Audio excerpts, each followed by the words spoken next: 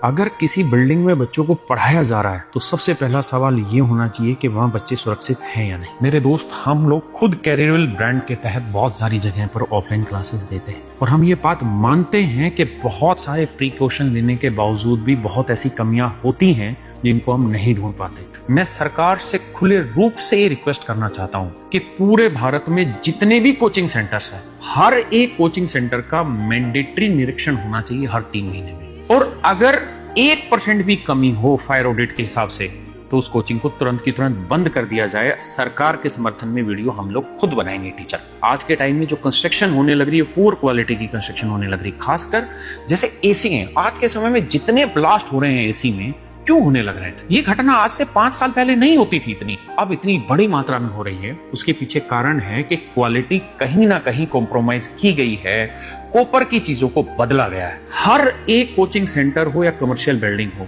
सरकार को सुनिश्चित करना चाहिए कि जितने भी बिजली के मीटर हैं वो बाहर लगे। देखिए, कल लखनऊ में 3 मंजिला बिल्डिंग में आग लगी। 15 बच्चे जिनकी उम्र सिर्फ 16-17 साल थी, हॉस्पिटल पहुंचने से पहले ही डेड डिक्लेयर कर दिए गए। अब सवाल ये नहीं है कि आग कैसे लगी, सवाल ये है कि आग लगने के बाद बच्चे बाहर क्यों नहीं निकल पाए? क्या छत पर ताला लगा था? क्या इमरजेंसी एग्जिट सही तरीके से काम नहीं कर रहे थे? क्या बिल्डिंग का फ्रंट गेट या फ्रंट एलिवेशन ऐसा था कि अंदर फंसा हुआ आदमी आसानी से बाहर निकल ही नहीं सकता? क्या फायर ब्रिगेड 15 से 20 मिनट में वहां प्रॉपर रेस्क्यू सेटअप के साथ नहीं पहुंच पाई? क्योंकि आग कोई ऐसी चीज नहीं है कि माचिस जलाई और पूरी बिल्डिंग 1 सेकंड में खाक। आग फैलने में टाइम लगता है, 15 से 20 मिनट लगे होंगे पूरी बिल्डिंग को सुलगने में। लेकिन यही 15 से 20 मिनट अगर सिस्टम सही होता तो शायद कुछ बच्चों को हम बचा सकते थे। और जो सबसे ज्यादा दिमाग में अटक गया वो एक बच्चे की वीडियो।